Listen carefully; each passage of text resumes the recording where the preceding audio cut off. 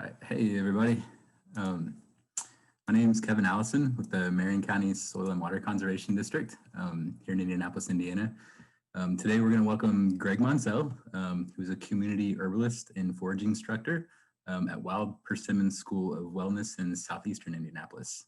Greg maintains an herbal health consultation practice and handmade product line, in addition to teaching local and regional plant skills workshops. He's a trained permaculturist, third generation organic gardener and father, inspired by the wisdom of nature and guided by insight developed through his personal experience in the field. The topic of today's conversation is beautiful, bountiful borders. So Greg's gonna be talking about how woody perennials can provide benefits to the soil and crops on farms and gardens. In particular, he'll be talking about native trees and shrubs, and how we can get food, animal habitat, and other added value that connects resource conservation and productivity. He'll explore some species selections for central Indiana and the many uses, including edible fruits and nuts to baskets and biofuels. Funding for these workshops is provided in part by the USDA Natural Resources Conservation Service, the National Association of Soil and Water Conservation Districts, and Clean Water Indiana. The USDA NRCS is an equal opportunity provider, employer, and lender. And I wanted to let everybody know that this is part of a series that we've got going this winter. You can jump on to our website and our blog. It's called Winter Workshop Series 2021. So we've got some recorded webinars up already about hedgerow planning and establishment. And then we've got a couple more coming up, including a talk by Doug Talamay and one by Purdue Extension or Purdue University professor on insect management and vegetable production. So without further ado, I'm going to turn it over to Greg. Greg, thanks for being here. I guess I should mention too that if you do have questions along the way, just go ahead and put them into the chat box. And at the end of Greg's presentation, hopefully we'll have time for some Q&A. So we'll just go through and ask some of the questions that you've got in the chat and just continue our learning. So let me stop sharing here, Greg, and take it. Well, thank you, Kevin. Thank you for the very nice introduction there. I appreciate that. While I am getting this shared over here, I just want to take a moment and thank Kevin and the Soil and Water Conservation Department for hosting these workshops and all the cool stuff that they do there to help educate growers and folks like me about good soil practices and caretaking our land.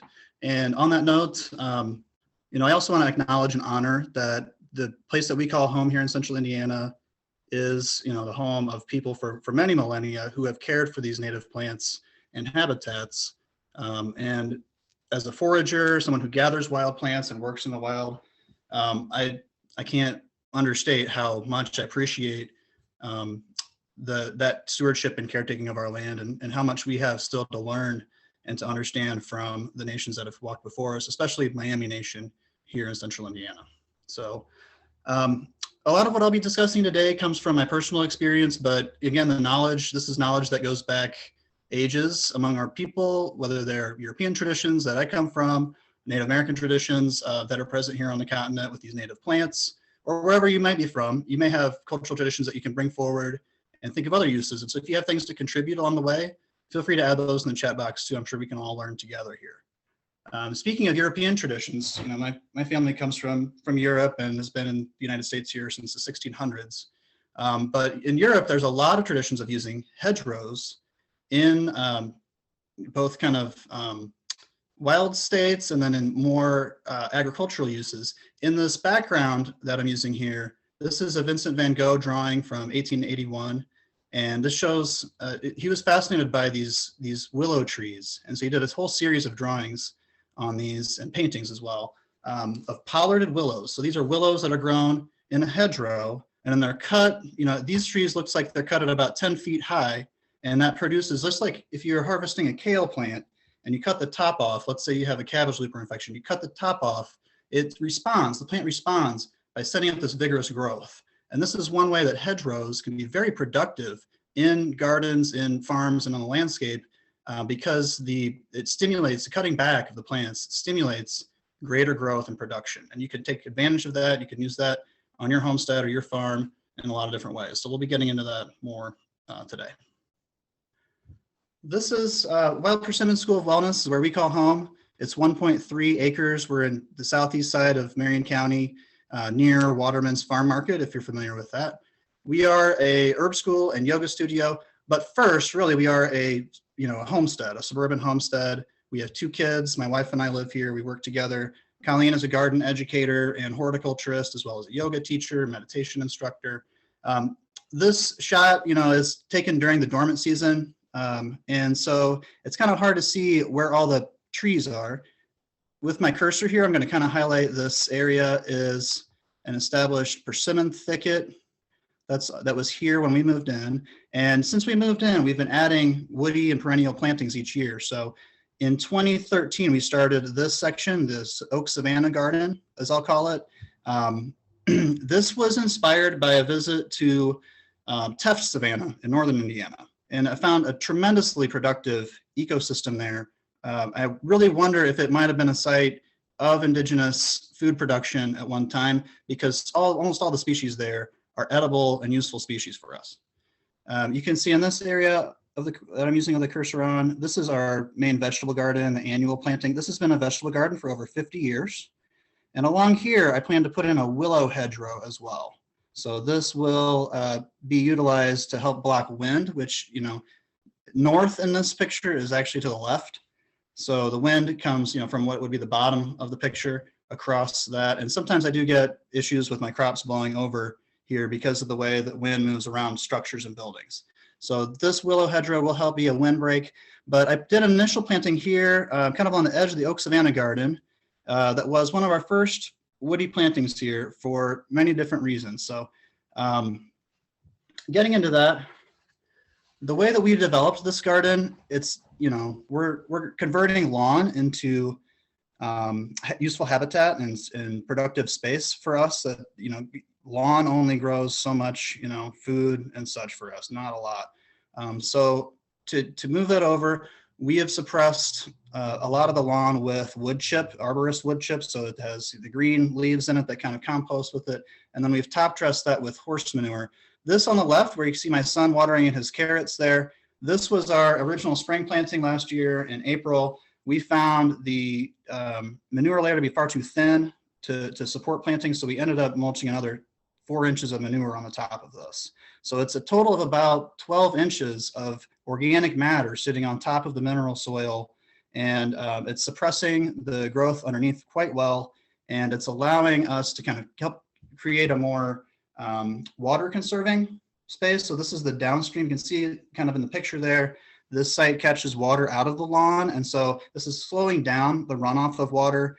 And it was really important to us to try to hold the water back on our landscape to reduce the amount of watering, as you can see in the picture there.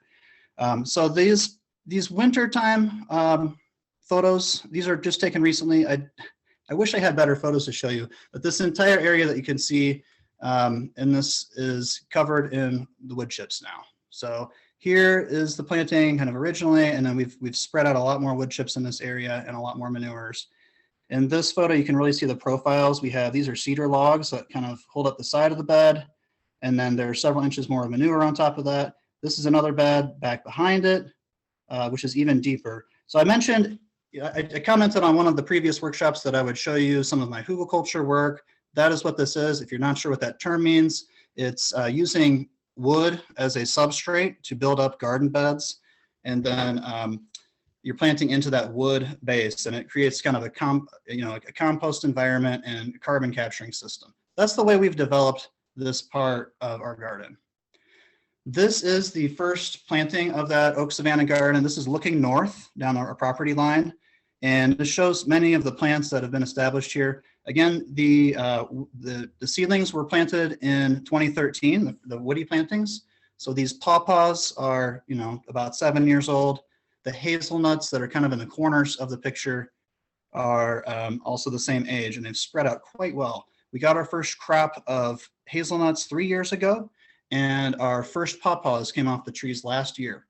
So planting hedgerows, if you're planting for production, you're going to have to wait some time before you're really going to get much out of them, but they can be really productive spaces. And so I hope that, you know, in these conversations, when we get into more species specific stuff, that it helps stimulate other ways to think about these plantings besides just habitat, you know, for pollinators, and besides just soil conservation catching runoff. Those are really important aspects of hedgerows, but they can also be productive spaces for us as farmers and gardeners. So the first plant I'll detail here is the Pawpaw, Persimmon triloba. This is a native plant to the eastern United States. We are close to its kind of north and western limits of its natural dispersal. There are the ripe fruits on the left. This is Indiana's largest edible fruit. And as you can see in the price tag there, that is a local market here in Indianapolis selling fresh pawpaws at $10.99 a pound. The tree on the right side is one of the trees that I tend to target for foraging. I've got a couple trees staked out in the city. They do really well. This tree on the right has produced, you know, anywhere from 15 to 30 pounds of fruit every year for the last 5 years that I've been harvesting from it. Just one tree. Oops, let's see. This is pawpaw being processed. So the fruits on the left are more ripe than the ones that were in the picture before. When they're ripe, they will fall right off the tree. And so they tend to bruise easily. They don't hold up for shipping well, but they can be processed to make various things. So in the processing here, I'll go clockwise to the processing. The top left, I've spooned the flesh out of the skins, and then that gets cooked down. And you know, depending on what you're making, I usually make pawpaw butter, which is what I've pictured here. So pawpaw butter is just simply pawpaw fruit cooked down with a little bit of sugar to help the pectin set, and maybe a little bit of vanilla if you want. It kind of brings out some of the nicer flavor tones. Pawpaw has a flavor similar to mango and banana when they're ripe. They're just so delicious. I can't even tell you. And they're high in fat, so they're a fruit that you can eat without, you know, worrying so much about the carb content as much. They are a little bit toxic, so you don't want to overdo it. Take it easy on them. I've reached that several times, you know, where my son has eaten too many and thrown up, or I've eaten them to excess and had kind of a, you know, hangover-y kind of feeling the next day. So don't go crazy with them. Keep them moderate, but use as preserves like this as pawpaw butter. I use it like jam. You know, spread it on toast. Use it on peanut butter sandwiches, that sort of thing. So the whole fruit gets cooked down, and then it goes through a food mill. That puree is then cooked down further and then canned for the process. I've also made, I've made like pawpaw beverages, like fermented, like pawpaw cider. I've made pawpaw barbecue sauce, all kinds of fun stuff. They're best though to just pick them right off the tree and eat. The photo on the left there in front of the Capitol building are of pawpaws I gathered at the National Arboretum, and they're perfectly ripe. They are a kind of late summer fruit. In culture, I'll just go back to the picture here in culture. This is in a landscape setting. You can see the mulch bed. This is not a natural looking pawpaw tree. So in nature, they tend to spread out and be more thicket producing. They'll produce many stems from the same tree. They spread out with underground runners. So if you plant a few in your hedgerow, they will spread out and kind of, you know, you'll get more than just the one pawpaw. You do want to plant multiples. Most of these species, you want to plant more than one of them to ensure good cross-pollination. A single pawpaw will not produce fruit because it needs another, you know, individual to cross with. Moving on to our next plant here, this is hazelnut, Corylus americana. Some folks also plant the native beaked hazelnut, which is Corylus cornuta, I believe. But these are just beautiful plants. You can see in the picture, this is a multi-stemmed habit, and I've just let this go wild. I've done really no pruning to this plant at all. You can prune hazelnuts into tree forms and keep it limited to a single stem, and they will put their energy into that once they're well established.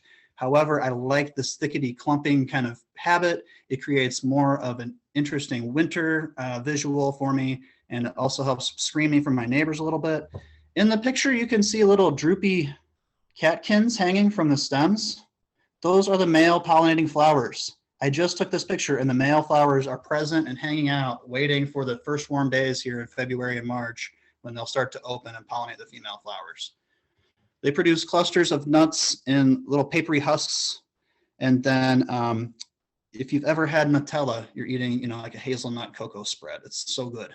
Hazelnut oil is wonderful and is very similar to olive oil in nutritional quality. However, it has that kind of more hazelnutty flavor. It's so delicious. People in Indiana, I think, should be growing more hazelnuts for oil production. They're a fantastic pollinator species. The main way we like to eat them here on the left is just crack them on a stump with a rock and eat them as a snack. I also have made hazelnut pies, like similar to pecan pies. So good. I can't tell you, this is my favorite nut. I'm nuts for nuts. I eat nuts almost every day. You know, I don't know that that's really healthy for you, but it's something that I do. And this is just my favorite. They're supreme. Again, we got our first crop 5 years after planting the whips, and they're easy to propagate. Once you get them established, you can take woody cuttings of them, soak them with some willow water, which I'll talk about later, and plant them out, and they will grow more hazelnuts for you. One thing about these, you really have to try to beat the squirrels. I let the squirrels get the first few of them, and that kind of tells me they're getting ripe, and then I get out there and I collect as many as I can. Service berries, you know, my 7-year-old has been picking service berries with me. This will be his 8th year picking them. So his eighth crop. He's been with me since he was just a few months old picking service berries. So every you know, late May, early June, I look forward to the season when these start to fruit. The picture on the left is a wild service berry in a fence row in Finger Lakes National Forest. This is in an area grazed by cattle. So you can kind of see what it looks like in that sort of natural state.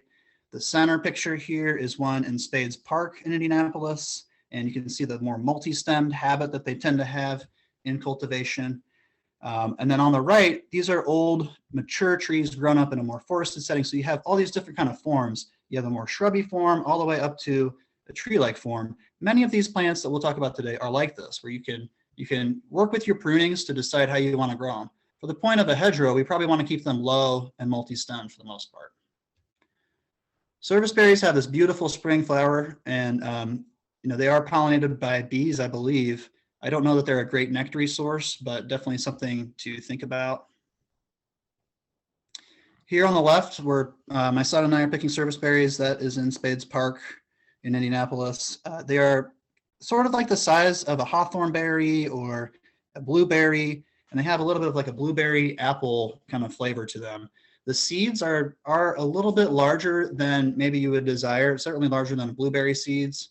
And but they do have kind of like an almondy Amarillo type flavor to them. So when you bake with these berries, that really comes out. You get this nice like almond flavor that comes out with the berries. It really suits it well for pies and for other baking applications.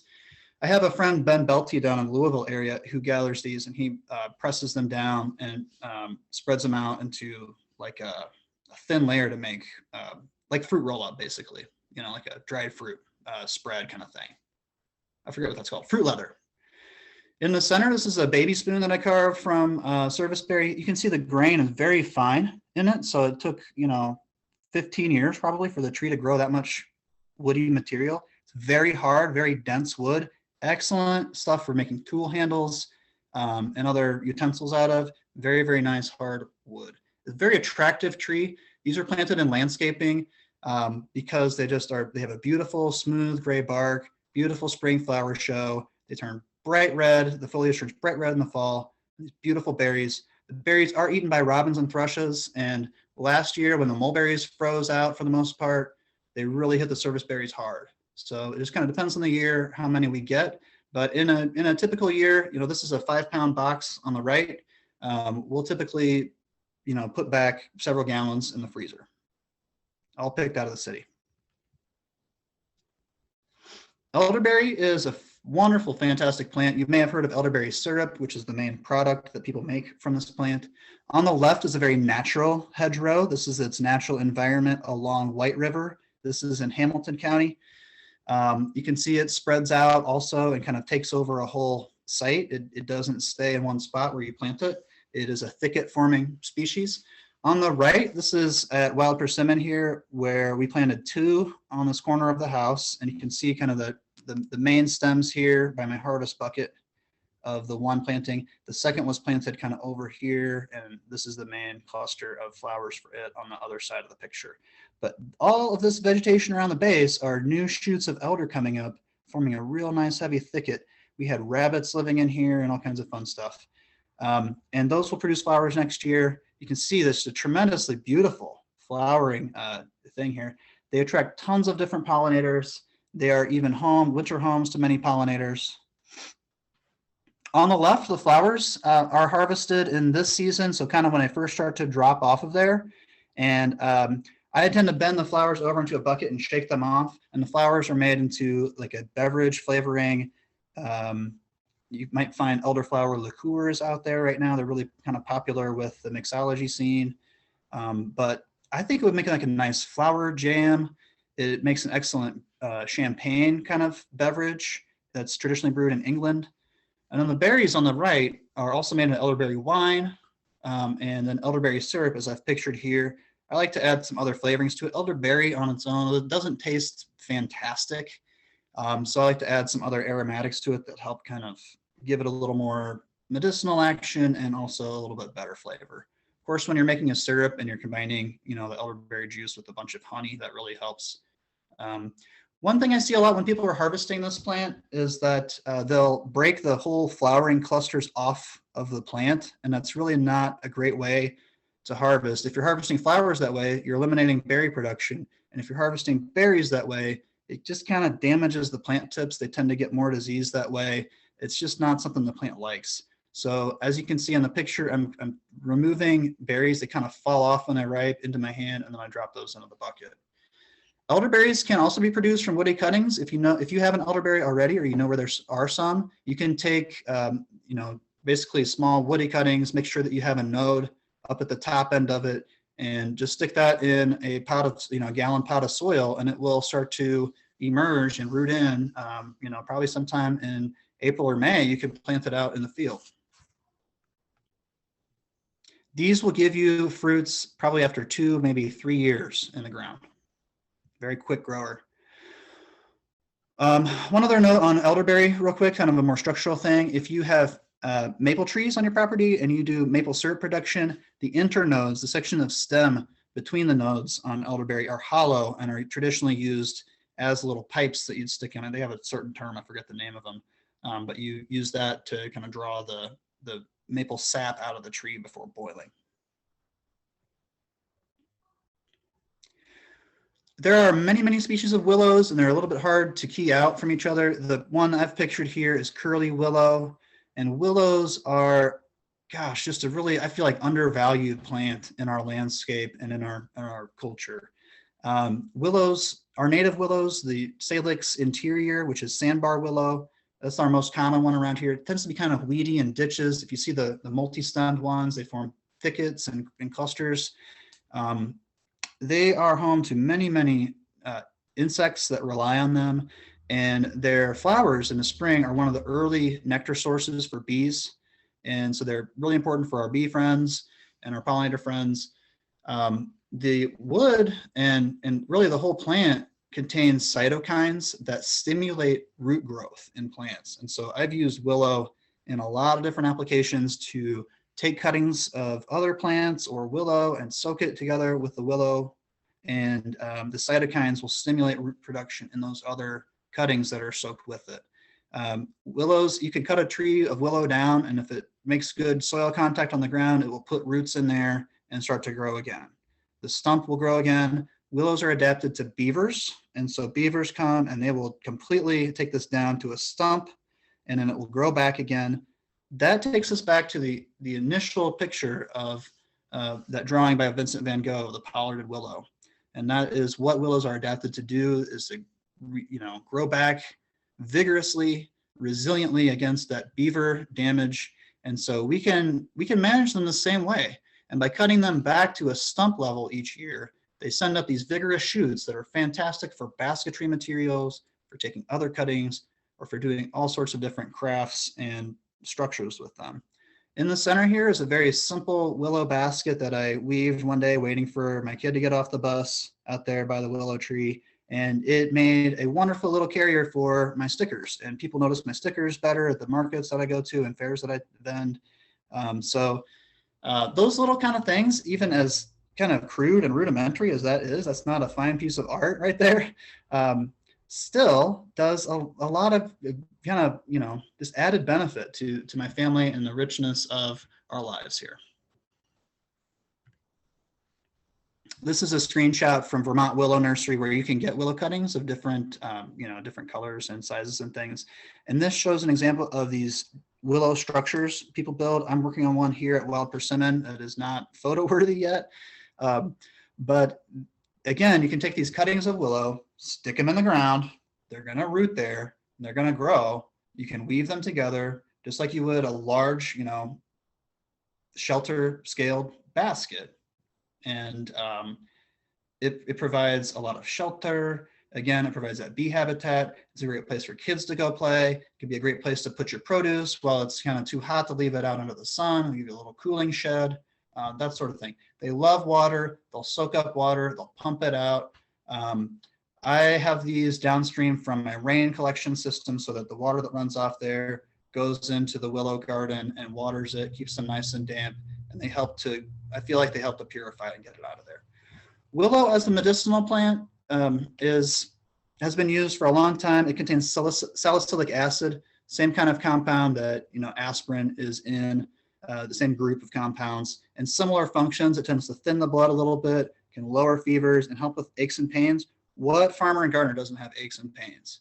So take some willow stems. Again, it's adapted to cutting. It needs to be cut back regularly to be healthy. Cut some back, boil that in some water, and soak your sore, tired back in a bath of willow water, and it will do you some good. There is really no limit to what you can do with willow from a structural standpoint if you put your imagination to it. So if you go to this website, you can check out the other structures that they have on here and other methods for making fence rows. You can weave an entire fence row with willow, and that's what I'm planning to do next to my vegetable garden back there. I have a neighbor that's kind of a pest for me a little bit. Again, I'm in a suburban environment. I don't just have this beautiful, rolling hills in my backyard. I've got neighbors with houses and little dogs and stuff and opinions about, how I grow things and what I grow. And so I have to deal with that. So I'm planning to plant a willow hedgerow there, which will give me sort of a privacy fence without the expense and installation labor. It takes so much labor to put in fence posts and build a privacy fence, but willow will fill in within a year and provide you that privacy, and it will grow as tall as you ever want it to be if you just take care of it and weave it together. They do take a little bit of maintenance. They have to be cut back, but then you have basketry materials. There's an excellent basket maker on YouTube named Hannah Van Aelst. She does beautiful basket weaving, and she will teach you how to do it on YouTube. And pretty soon you can make all kinds of beautiful harvest baskets in your winter time while you're waiting for your plants to come back in the spring. And then you'll have awesome stuff to put your produce in. Just a thought. Baskets are cheap, but you can't beat a handmade, personalized willow basket. This plant is another one of those spring foods that I really look forward to, black locust. And we eat the flowers of these. So these big, beautiful, abundant flowers that you're seeing on the left here, these are an excellent, important nectar flow source for the bees in the springtime. In fact, that's kind of when we time our harvest of honey here with my beekeeper, Ross Harding, of Hardwood Honey. We time it to follow that flow. And I keep a close eye on it because I'm out there gathering it for food when it's in season. I only get a few days out of the year that I can actually eat this. And that's true for most of these forage type foods. You have a shorter, narrow window of time to gather a lot of them. On the right here, I'm showing the thorns. Just be aware, this is a thorny plant when they are small. Once they grow up very large, the bark grows out over the thorns and covers them up. So the lower, the bigger stems are not thorny, but the young growth is. They're in little pairs on the axils there.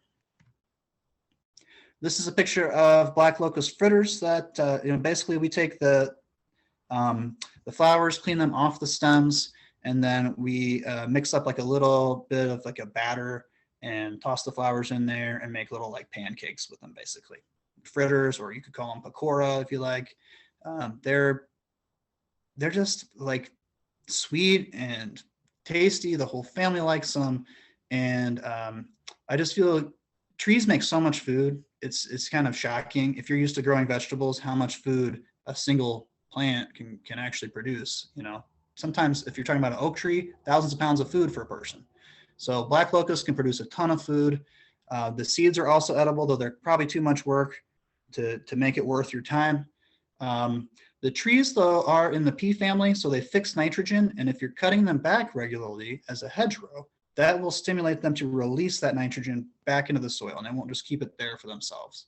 Black locust is a renowned wood product, and so I know one of my mentors, Paul Strauss over in Ohio, uses black locust for his like rigging to attach the log trailer to his horses, you know, for the tongue. He had to use black locust there because it just is the only wood it's going to take that kind of force and impact if you have a real heavy load of logs going down a hill on the back of two horses. So this is a picture on the right here of a digging tool that I made with black locust off of a branch that just fell.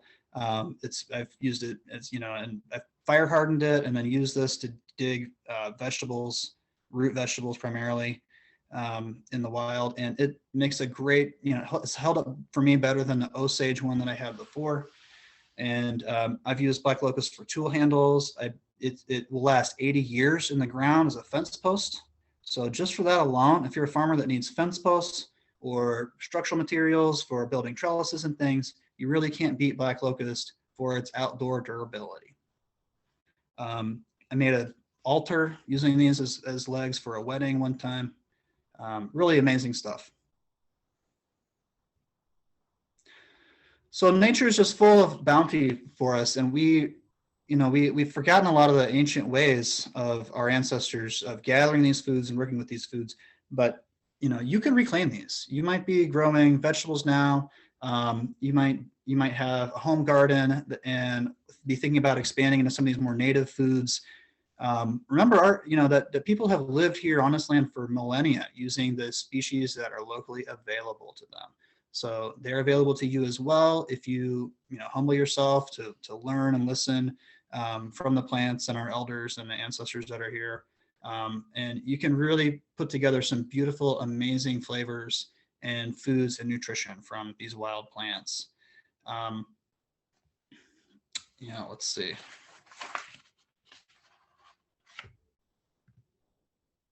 So these are ways you can stay in touch with us here at Wild Persimmon. Facebook and Instagram we use. We have a website, wildpersimmonwellness.com, where you can sign up for our website as well. And we will be offering, again, plant walks and wild food courses, herbalism classes, and things coming up, in addition to the regular yoga and meditation classes that we offer here. It's, of course, looked a little different with COVID, but we are ready to get back into kind of being outside with you again. So I look forward to any questions that you have. Thank you so much for listening to Beautiful, Bountiful Borders. And yeah, let's do this. Awesome, Greg. Thank you. Thanks, Kevin. We've got a couple questions in the chat, and feel free to keep them coming. Let's see. I'm trying to unshare my screen again for you. Here we go.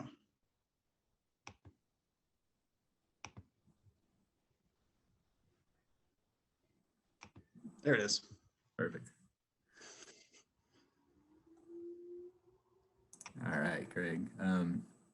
All right, one of the first questions was, do you remove the seeds on pawpaws? And Brian chimed in that the seeds contain an emetic alkaloid and should not be consumed. I didn't know if you had any other opinions, or not opinions, but any other advice on that, or? Sure.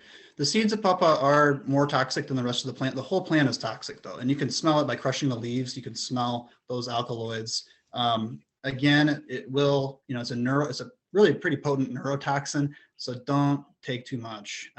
Again, I've noticed kind of hangover effects from eating too many of the fruits, as well as digestive things. The seeds are more potent in that. The seeds are awesome dried, and then you can make jewelry and other crafts with them. They're really beautiful in that sort of use. And you can also just take them, and when they're still fresh right out of the plant is when you want to sow the seeds. So I suggest, you really kind of like stick with our human ecological role in this and like disperse those seeds somewhere that they have a chance to grow.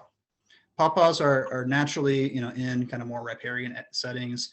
They're adapted anywhere from shade to full sun, but they will fruit best in full sun. I'm just gonna work my way down.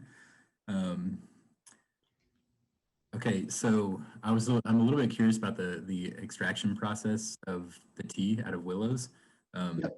I'm always thinking about, increasing root growth and potential in vegetable gardens, right? So Yep. I'm immediately thinking about pouring this tea all over cover crops and vegetables. Yep. So can you explain maybe a little bit in more detail, like how you go from willow to extract? And Sure. yep. The cytokines that are in there, I haven't done enough research to know if they're heat sensitive or not. My assumption is that since they're protein based, that they probably are a little heat sensitive, and I don't want to denature those. So I usually keep it, raw. I don't use hot water. I basically fill this a bucket of cold water, take some willow branches, chop them up and stick them in there. I like to let it kind of ferment for a little bit, for a couple of days, and then you can use that water, pour that over your transplants that you want to root in well. Soak other cuttings in that water, before you put them into plantings, that sort of thing. Basically use it like a rooting hormone. Got it. Very cool. I'm excited about that. Yeah. So are there any species in hedgerows that you find might work well in close proximity to each other? I'm sure the combinations are endless, but maybe just maybe think of a couple that might be good as far as growth patterns and just the ability to harvest or however that might look. Well, like in the pictures I shared of the Pawpaw and Hazelnut, I feel like they work well together, although I don't see them in the environment that often together. The Pawpaw has that kind of larger, taller orientation, and the Hazelnut tends to spread out this way. So they occupy different niches and different heights in the canopy. So think about that as you're planting and selecting species, and definitely pairing like a lot of forward plants or like the wildflowers and grasses along with those shrubby species is important. With the shrubby ones, make sure you're giving them enough space because you're planting very immature trees typically, and they're going to get much larger. So just planting on that space is really important too. That's one way to keep them playing well together. A lot of the hedgerow species are thicket producing and kind of form these mats and clumps. So, again, just kind of making sure if you have those kind of shapes, you want to maybe put vertical shapes between them so that you're not, having all these kind of mouths running up against each other. Do you ever have like when you're creating a hedgerow, do you have like a species number that you're shooting for? Or is it just kind of like, how do you go about, or do you just kind of like know the species that you want and just kind of add some forbs here and there? Or do you have, I know usually diversity, like more diversity, better, right? Do you ever have a target, or how do you approach it? Well, for instance, like with the Oak Savannah Garden, my target is already a natural ecosystem. So I have that in mind. So I have this Savannah ecosystem where there's elderberry, there's hazelnut, there's blackberry, there's oak, there's cherry, all those things are there. And, so I'm kind of starting with those species and then filling in the blanks where I can, increasing diversity over time. Indiana's home to a couple hundred different species of shrubs, and they almost all have some kind of edible or useful thing about them. So I'm thinking about all these different things. What are my site conditions? What's my soil type like? How much sun am I getting? How tall can it grow? Do I have power lines in the way? How much room am I really working with? How many trees or shrubs might fit in this space? So there's a lot of things to kind of plug in there from a design standpoint. And so I, kind of left that to their previous workshop a little bit on some of that. But again, I'm trying to plant for diversity and trying to increase diversity in every layer of the canopy. Cool. But again, you got to have enough for cross-pollination at the same time. So you can't just plant like one elder, one pawpaw, one hazelnut, and expect them to do well. Plants naturally grow in communities together. So trying to stay in that plant community. So like it's an Oak Savannah garden. I have a tall grass prairie garden. I have like a vegetable garden, right? Because those plants all kind of are adapted to disturbances. So I tend to think about my garden planning in terms of habitats and what's the disturbance regime like for that habitat? Does it need fire? Does it need, in that case, am I going to be able to burn it, or am I going to have to mow it, or what? How am I going to manage that? So think about that. Try to mimic nature in the species selection and the disturbance regime, and you'll probably have success. Can you talk just a little bit more, not necessarily every single species, but can you talk a little bit more about the propagation of some of the species that you mentioned? So are you getting cuttings? Are you starting them from seed? Are you sourcing them? The pawpaw, I have started quite a few from seed now, but I originally planted seedlings. I have tried to dig them and transplant them from the wild, and they don't do well that way. Pawpaws that are small enough for you to dig and transplant and don't have established root systems yet, they're still reliant on their mothers. So definitely from, pawpaw from seed or from seed that's been started to plant. Hazelnuts, you can start those from cuttings, and that's how I've started. Well, I guess I planted seedlings that I got from our state tree nursery first, but then I planted cuttings since then. So either way would work there. A lot of these species that I've mentioned here are available from our state tree nursery. So if you put in an order, for that in the fall, you can get those in the spring. The service berries are available throughout different nursery environments. I have tried again and again to germinate seeds of serviceberry, and I'm not doing something right. Maybe I'm not stratifying them with enough time for the cold. Maybe they need some alternating cycle. I haven't looked it up, so I don't know. But so far on serviceberry, I would just recommend getting it from, established plants that you're planting in. That's probably the most expensive one to get established. The elderberries, again, super easy from woody plant cuttings during the dormant season, like right now. Willow, easy peasy. Take a stick, stick it in the ground, right? Take a stick and drop it, and it's going to grow there. The black locust, those get established pretty easily from seed. They're pretty vigorous. They're a plant whose range is expanding. They're doing really well.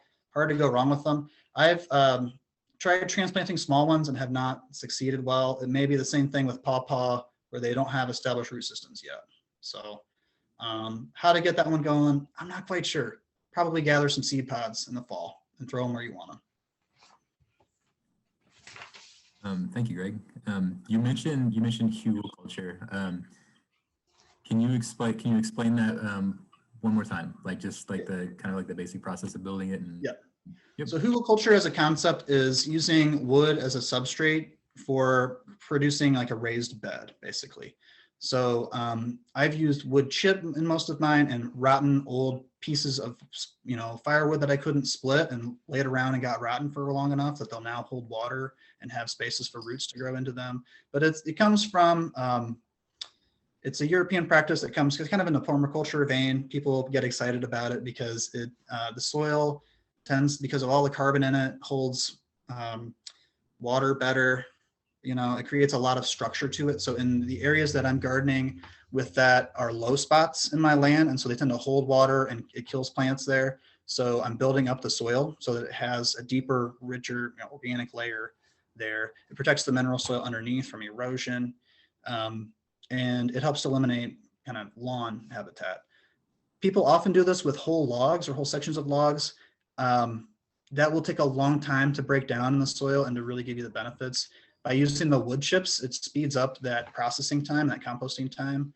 I'm sure there's some soil scientists out there that are like, oh my God, that's so much carbon. Like, where's your nitrogen? That's why we're composting that horse manure on top. And that's kind of the long-term process, is how are we going to keep feeding nitrogen into the system? Great. Would hazelnuts do okay in limited space? A mature hazelnut is going to be pretty darn big, to be honest with you. They can be up to 30 feet tall and 30 feet wide. So, if you're going to keep it pruned back and you want that kind of multi-stemmed pattern, you could probably keep it pruned back pretty well. But you'll have to be kind of careful about it because the flowers are on the older dormant tissue. So you can't just cut it back to the ground and get nuts from it.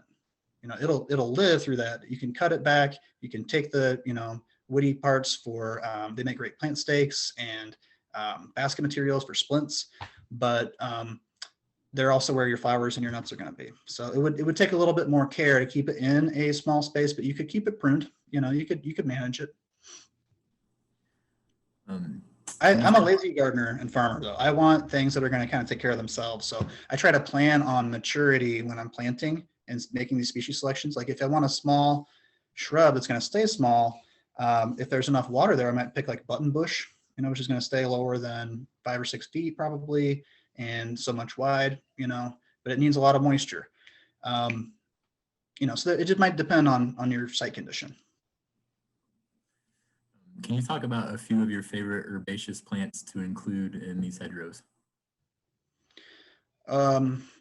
again, it kind of depends on the species that you're planting for the hedges. So a lot of what I have mentioned today tend to be kind of more water loving species. So those kind of wet mesic plants. So in the planting that I had, if you were looking at the other species in there, there was skullcap and blue vervain, Verbena histata, marshmallow is in there. I've planted also now swamp rose and a plant called sochan, which is a rudbeckia that's edible. Planted swamp milkweed in there now. I've got nettles in there. So there's again kind of no limit of what you can do here. You know, Indiana's home to thousands of wild plants that almost all provide some kind of habitat for pollinators and for other critters. Try to select something that's going to be useful, that you can make use of, that you appreciate for some reason beyond just that, you know, it's a native plant. At least that's how I want them to do more than that for me. You know what I mean? Cool, Greg. Okay, got a question. What would you recommend for a boundary line between an organic farm that borders a sprayed farm? And so this would need to be more dense, wide barrier. Yeah. So they'd like your opinion on what would work best. It doesn't necessarily have to be edible, but they would prefer, they're trying to shoot for native. So you're trying to kind of slow down the wind and create that kind of break. That's an important consideration. I worked on an organic farm that was next to a sprayed field or a conventional field. And I was out in the field working one day when it was crop dusted aerially. And you know, we had insects. My car was covered in insects at the end of the day from the blowover. So, I mean, it could be a terrible issue. And there's not, for something like that, you know, where there's aerial application, you're not going to be able to beat that with a tree line.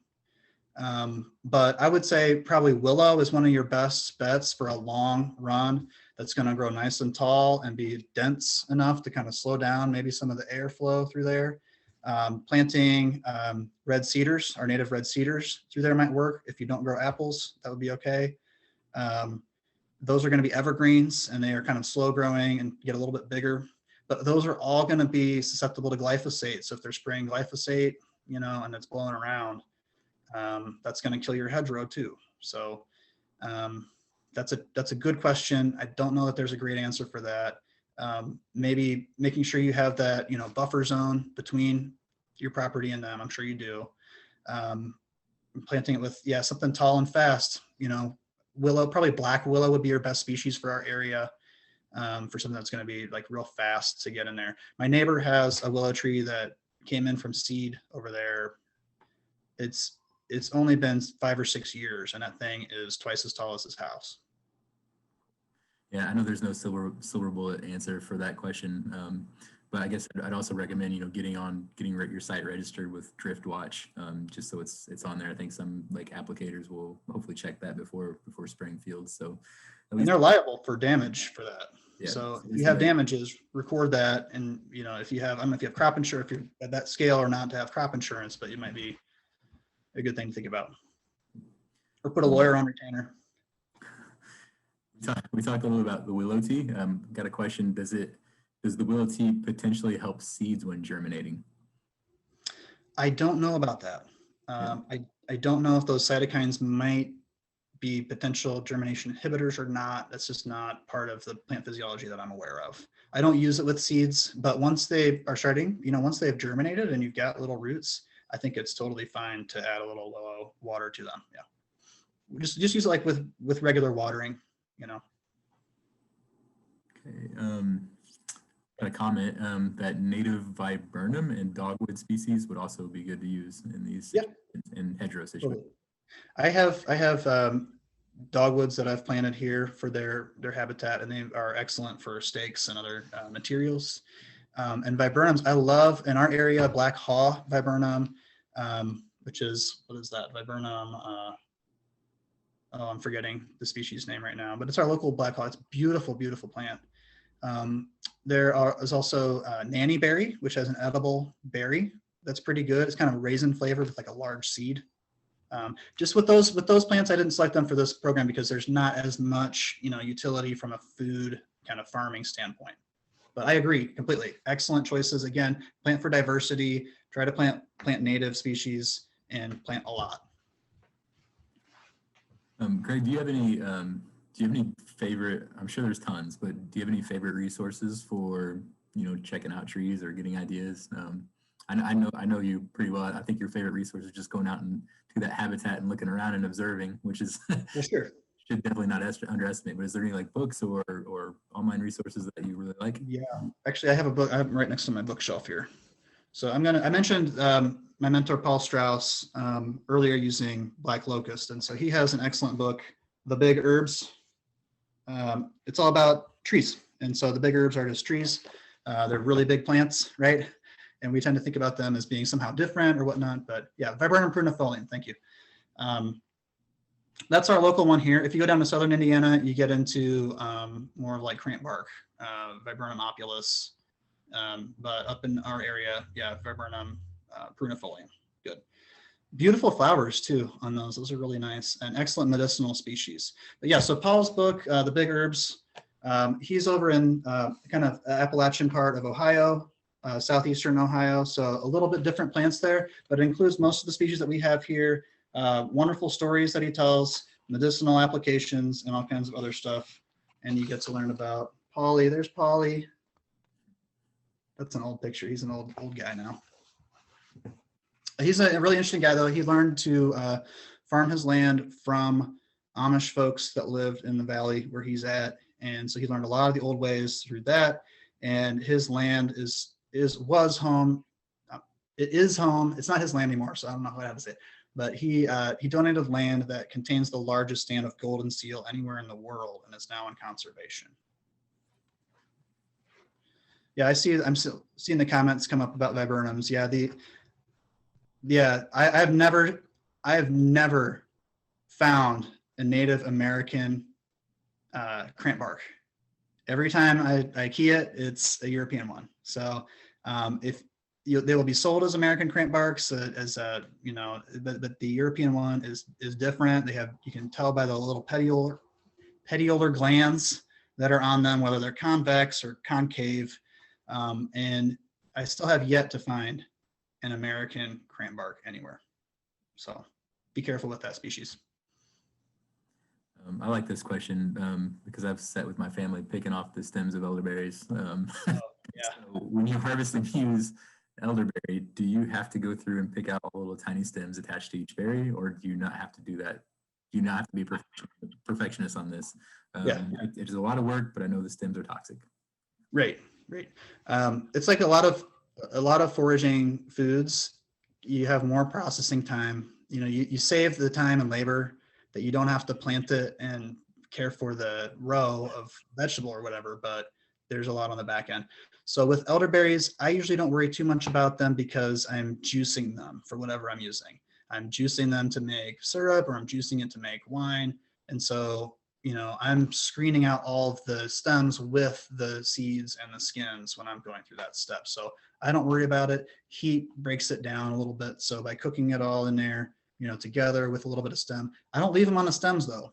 So no, I'm not talking about big whole clumpy stems, but little bitty stems that are still attached, I wouldn't worry about those at all. If you do harvest the whole, clusters, you can put those in a freezer, and then the berries will just break right off if you process them frozen, and that's a good way to go. I saw that question about the juicer. I don't put them in a juicer. I just I cook them like whole in a pot, and I cook them down until they're nice and juicy, and then I just mash that like through cheesecloth, and I just strain it by hand and really put the pressure to it. If I have enough and it's a big enough project, I'd get the cider press out and really press them down, and then that juice is further cooked down.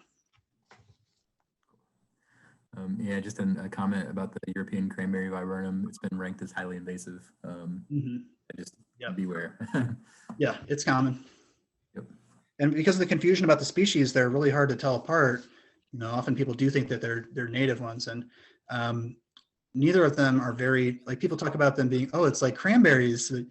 They don't taste anything like cranberries if you've ever eaten them. They are bitter, very bitter, and unless they're perfectly ripe, they are not going to be something that you want to put in your mouth at all. So I love cranberries. Greg, do you have any concern for over foraging in public areas? It's definitely a concern. Foraging, foragers get a rap of being kind of like pillagers of the woods, right? We go out there and we're just, taking what we want and stealing things. That's not like for any forager that does it for any amount of time. You develop a relationship with the plant. You develop caretaking practices to ensure that it's going to be there the next time you want to go gather it. So, but I have been to public places in Marion County that are nature preserves and witnessed people there foraging, very high commodity foraging type items. And I've reported this to authorities, like it is a problem. You should not be foraging in nature preserves, for God's sake. And in public areas, it's dubious. It's just dubious, but there's not, first of all, it's illegal most places, right? There's not really places that allow foraging that are public lands, unless you have permits for that. Those aren't necessarily hard to get, but you do need to have them. So private land is probably best to stick to for most of you. And if you're going to go on public lands, try to stick to marginal areas, not like, highly traveled parks and things like that. Stick to kind of more marginal areas and always leave some for the next person or next animal that's going to come and want to eat some. But it is a problem. If you're foraging in public places like this, then maybe stick to invasive species. There's a lot of invasive species that are really useful. Stick with those, and then you're benefiting the ecology. And if a park officer comes up and wants to talk to you about what you're doing, they might have a little more sympathy for you than if you're harvesting rams. All right, well, Greg, that was great. I think we're about at 1:30. So I especially want to thank you for your time and your knowledge and imparting your wisdom upon us. I want to thank everybody for coming today. Again, check out the blog, the winter workshop series to see your upcoming ones. Just stay in touch with the district.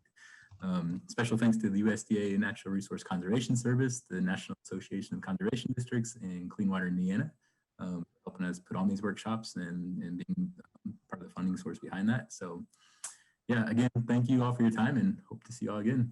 Thanks a lot, Greg. Appreciate it. Thanks, Kevin, and thanks everybody for your questions and for joining us. Cool. Bye.